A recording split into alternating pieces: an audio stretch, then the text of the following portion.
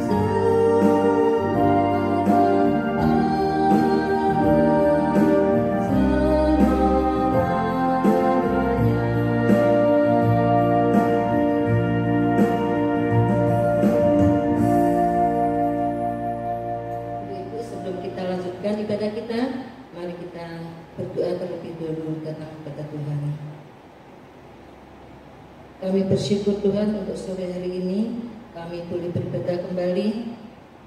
Berikanlah kami hati yang selalu rindu akan Engkau, sehingga kami boleh terus setia datang kepadamu. Berkati Tuhan ibadah kami pada sore hari ini, dan kiranya hadirat Tuhan ada di tengah-tengah kami semua. Dalam nama Tuhan Yesus kami sudah berdoa dan bersyukur. Amin. Jalan hidup tak selalu mulus. Ada kalanya kita bertemu banyak kesulitan, tapi janji Tuhan kepada kita, di balik suka dan duka yang kita alami, ada pelangi kasih Tuhan yang selalu menopang dan menolong kita. Sebelum renungan singkat yang akan dibawakan oleh Ibu Indah Sulistiawati dari GKMI Kalirjo, kita akan menaikkan satu buah pujian, Pelangi Kasih, PPR 2 nomor 443.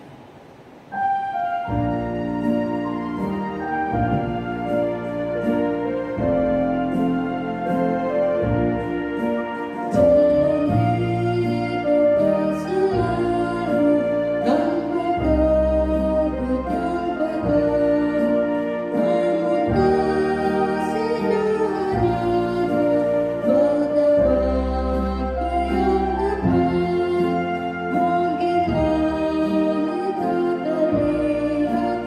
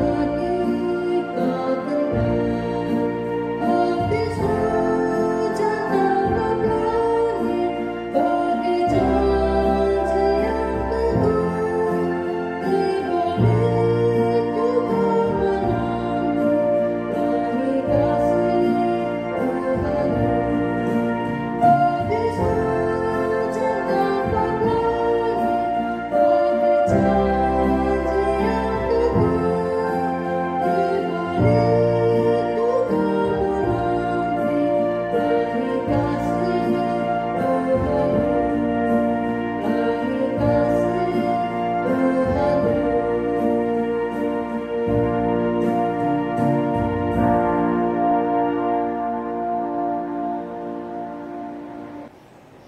selamat sore ibu-ibu sekalian yang ada di rumah. Kita bersyukur kalau pada sore hari ini Tuhan berikan kesempatan pada kita sekalian untuk mengikuti ibadah Komisi Perempuan Gloria GKMI Kenari. Kita akan berdoa sebelum kita akan belajar satu bagian firman Tuhan. Tuhan Allah Bapa di dalam surga mulia, kami sungguh bersyukur kalau pada sore hari ini Engkau memberikan kesempatan kepada kami untuk kembali beribadah di dalam ibadah online Komisi Perempuan Gloria saat ini. Kalau sebentar kami akan belajar satu bagian firman Tuhan, kiranya Engkau akan menolong setiap kami bisa memahami, terlebih tolong hamba-Mu di dalam kelemahannya, Engkau akan memakai untuk bisa menyampaikan firman ini. Terima kasih Tuhan, di dalam nama Yesus kami berdoa. Amin. Ya, selamat sore Ibu-ibu. Izinkan saya pada sore hari ini mengajak ibu-ibu sekalian untuk kembali merenungkan satu bagian firman Tuhan yang merupakan rangkaian khotbah di bukit yang disampaikan oleh Tuhan Yesus. Satu bagian dari Matius 5 ayat yang ke-8 yang demikian bunyinya, "Berbahagialah orang yang suci hatinya, karena mereka akan melihat Allah." Ibu-ibu yang terkasih, kalimat di atas adalah satu bagian dari keseluruhan gambaran tentang seorang murid yang diinginkan oleh Tuhan Yesus. Salah satu yang Yesus kehendaki adalah tentang kesucian hati. Ketika hati kita suci, kita akan melihat Allah. Nah, sekarang pertanyaannya, apakah benar saat hati kita suci, kita akan dapat melihat Allah? Sering kita menyangka bahwa orang yang suci hatinya adalah orang yang memiliki sikap atau perilaku ataupun kata-kata yang santun, yang manis, yang lemah lembut. Padahal itu mungkin hanya terlihat di permukaan saja, di luar saja. Di balik itu kita tidak tahu akan isi hatinya. Apakah semua kata yang keluar dari mulutnya itu sesuai dengan hatinya? Atau kalau dalam istilah Jawa, amung lamis, atau hanya pemanis bibir. Nah, kita tidak tahu itu. Kita juga menyangka bahwa orang yang suci hatinya adalah orang yang kelihatannya giat di dalam pelayanan, sibuk sana, sibuk sini, kadang sampai-sampai melupakan anak atau suami di rumah. Dan ironisnya, dia tidak tahu siapa yang dilayani. Seperti Marta yang begitu sibuk di dapur menyiapkan ini dan itu saat Tuhan Yesus datang ke rumahnya. Sebaliknya, Maria menyediakan dirinya untuk mendengarkan firman Tuhan. Nah, saya pikir bukan Maria artinya adalah orang yang pemalas, yang tidak mau bekerja, tidak mau membantu Marta. Tetapi Maria tahu ada saat-saat di mana dia harus mendengarkan Tuhan berkata. Nah, hal ini juga sama mungkin di dalam kehidupan kita sehari-hari. Saat kita mengejarkan tanggung jawab kita sebagai istri, sebagai pelayan Tuhan, sebagai ibu, sebagai karyawan, dan lain-lain, ada begitu banyak hal yang kita lakukan. Menyiapkan kebutuhan keluarga, mendampingi anak-anak belajar, mungkin menyelesaikan pekerjaan kantor, atau melayani di gereja. Saking sibuknya sampai-sampai kita melupakan hal terpenting di dalam hidup kita, yaitu Tuhan. Tuhan terabaikan meskipun kita sedang giat melayani. Kita sekedar beraktivitas dalam pelayanan, tetapi kita tidak menemukan Tuhan yang kita layani. Saat itu sebenarnya kita tidak bisa melihat Allah. Lalu apa yang dimaksud dengan kesucian hati? Kesucian hati adalah di mana dalam kehidupan kita sehari-hari, segala sesuatu yang kita lakukan, kita kerjakan, kita katakan, semuanya kita arahkan kepada Tuhan. Apakah yang kita kerjakan itu memuliakan Tuhan? Apakah yang kita katakan itu membuat orang lain bertumbuh? Apakah yang kita lakukan itu menjadi berkat bagi orang lain? Apabila kita melakukan semuanya itu dengan baik, saat itulah kita bisa melihat Allah. Tetapi seandainya apa yang kita kerjakan itu adalah hanya untuk mencari kesombongan diri ataupun kemuliaan diri kita sendiri, atau apa yang kita katakan itu malah membuat orang lain tawar hati, atau apa yang kita lakukan itulah malah membuat orang lain tersandung atas apa yang kita lakukan. Nah, saat itu kita tidak bisa melihat Allah. Jadi kita tidak bisa melihat tidak bisa melihat Tuhan saat hati kita dikuasai oleh hawa nafsu kita, dikuasai oleh kesombongan, ataupun mencari pujian atas apa yang kita lakukan. Saat kita lebih mementingkan kepentingan diri sendiri, saat kita tidak peduli dengan orang lain, saat kita lebih ingin diperhatikan, lebih ingin dinomorsatukan. Nah, kesucian hati adalah pada saat di mana kita peduli kepada orang lain yang membutuhkan, walaupun mungkin orang itu berbeda dengan kita.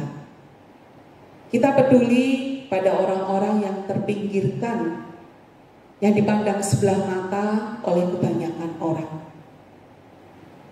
Dan dalam situasi pandemi saat ini, kepedulian kita sangat berharga bagi orang-orang yang membutuhkan. Terkadang hal kecil yang kita lakukan memiliki dampak yang besar bagi orang lain. Kesucian hati adalah pada saat di mana kita melakukan apa yang Tuhan inginkan dan tidak melakukan apa yang Tuhan benci. Tuhan menginginkan kita mengasihi orang lain, mempedulikan orang lain, menolong orang lain, berkata-kata yang membangun orang lain, mendoakan orang lain, dan sebagainya. Jadi, menjadi suci berarti kita berserah kepada Kristus tanpa kompromi. Kita tidak berkompromi terhadap sesuatu apapun di dunia ini. Kita tidak membiarkan hal-hal remeh yang tidak penting menguasai hati kita. Kita tidak menjadi silau dengan kenikmatan dunia, hawa nafsu, keserakahan yang seringkali membutakan mata hati kita. Karena semua yang ditawarkan oleh dunia tidak sebanding dengan tawaran yang Yesus berikan saat kita mengikut Dia. Kita tidak bisa melihat kemuliaan Tuhan yang nyata di dalam hidup kita saat kita mengikuti tawaran-tawaran dunia. Karena sejatinya tawaran dunia itu sering membawa kita kepada dosa. Dan tawaran yang diberikan oleh Tuhan Yesus membawa kita pada keselamatan. Nah, ibu-ibu sekalian yang kasih Tuhan, saat kita memiliki kesucian hati, kita tidak menjadi batu sandungan bagi orang lain. Kata-kata kita membuat orang lain bertumbuh. Apa yang kita lakukan menjadi berkat orang lain. Saat itulah kita bisa melihat Tuhan.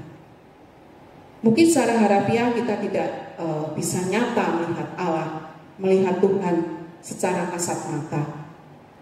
Tetapi Allah bisa kita rasakan kehadirannya. Juga pada saat kita menyadari bahwa segala kebutuhan kita dicukupkan oleh Tuhan, saat itulah kita bisa melihat Tuhan.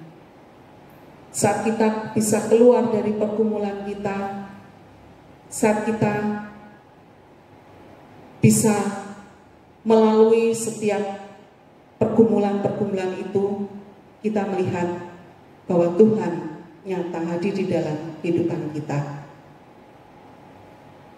Dan orang lain juga bisa melihat apa yang menjadi perubahan di dalam sikap hidup kita. Saat itulah Tuhan boleh nyata hadir di dalam diri kita. Lalu bagaimana cara kita untuk menjaga kesucian hati kita? Yang pertama, kita menyadari bahwa kita adalah orang berdosa. Untuk itu kita butuh kemauan yang keras, kita butuh usaha agar hidup kita terus terkontrol dan tidak jatuh di dalam dosa. Yang kedua, kita merasakan dan menikmati setiap aktivitas kita dengan mengarahkan hati kita kepada Tuhan. Kita tidak mengarahkan hati kita kepada dunia yang membuat kita terjatuh. Dan yang ketiga, kita mengutamakan Tuhan lebih dari apapun di dunia ini. Kita bergaul karib dengan Tuhan. Kita menomorsatukan Tuhan di dalam hidup kita. Akhirnya, jawaban pertanyaan, apakah jika kita memiliki hati yang suci, kita dapat melihat Allah? Jawabannya adalah ya. Dan ini tentu menjadi suatu kebahagiaan, suatu sukacita saat kita bisa menjaga kesucian hati kita.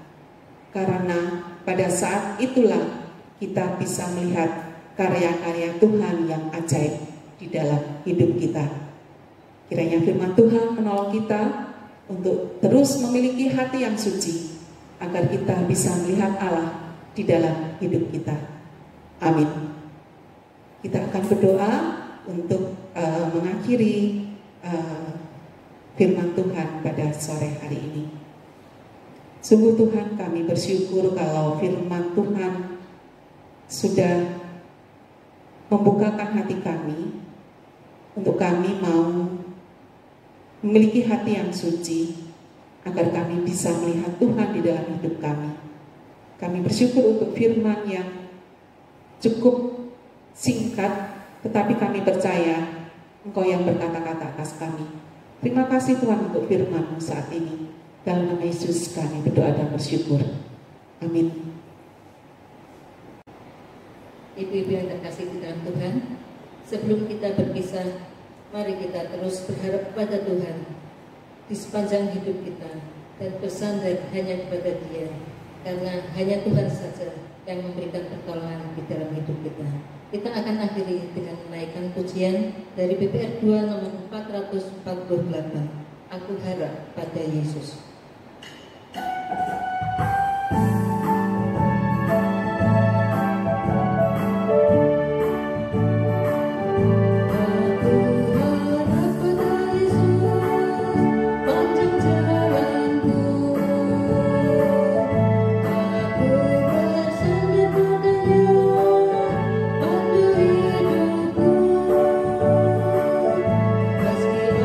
angin kau menundara, langit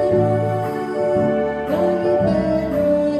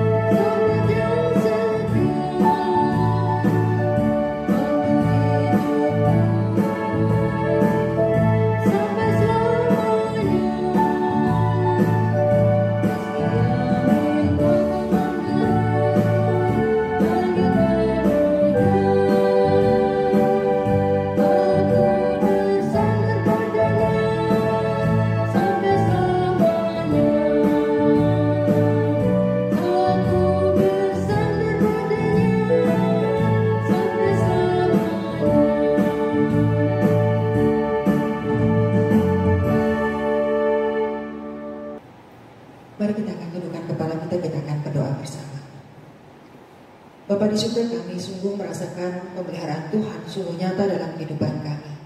Hari-hari yang terasa semakin sulit, tapi kami yakin Tuhan ada dalam kehidupan kami. Usaha pekerjaan kami, keluarga kami masing-masing, Tuhan ada di dalamnya. Tuhan menyertai, memimpin, membimbing kami. Terima kasih hari ini juga kami boleh berbakti kepada Tuhan. Kami sungguh sangat bersyukur. Ini adalah anugerah yang luar biasa buat kami. Dan dalam Bapa dalam surga, meskipun kami tidak bisa berjumpa secara fisik dengan bertemu beribadah di gereja, tetapi kami bersyukur Tuhan masih berikan waktu pada kami untuk berbakti meskipun secara online. Tapi kami yakin percaya Kau ada di tengah-tengah setiap keluarga kami, kehidupan kami. Terima kasih Tuhan Yesus. Biarlah Tuhan kehidupan kami pribadi lepas pribadi, keluarga kami masing-masing, usaha pekerjaan kami, keluarga kami, biarlah Tuhan yang memberkati kami. Kehidupan kerohanian kami pun, biarlah Engkau juga yang memberkati kami. Terima kasih Bapa dalam surga, berikan kepada kami kesehatan, kekuatan untuk kami boleh menjalani hari-hari kami. Dengan tentunya kami tetap mengandalkan Tuhan. Untuk bangsa negara kami tidak akan berhenti untuk tetap berdoa, memohon kepada Engkau. Biarlah Engkau ulurkan tangan-Mu kepada bangsa negara kami. Pulihkan bangsa ini, kesehatan dari bangsa ini, dari virus ini Tuhan. Tolong dunia ini juga, biarlah virus ini segera lalu dan kami boleh beribadah kepada Tuhan seperti biasa. Kami boleh beraktivitas seperti biasa. Terima kasih Bapa dalam surga, biarlah menyatakan mukjizat-Mu untuk memulihkan bumi ini, dunia ini dari penyakit ini. Terima kasih Bapa dalam surga, kami serahkan kehidupan kami pribadi lepas pribadi kepada Tuhan. Biarlah Kau menjawab setiap kerinduan kami sesuai dengan waktu dan kehendak Tuhan. Mari Ibu yang kasih dalam Tuhan, kita arahkan hati kita kepada Tuhan dan kita mau terima berkat daripada Tuhan. Kiranya kasih karunia, rahmat, damai, sejahtera dari Allah Bapa, Allah Putra dan Allah Roh Kudus selalu ada bersama dengan kita sekalian, memelihara, menyertai, melindungi setiap kita mulai dari sekarang sampai selama-lamanya. Amin. Bapa terima kasih.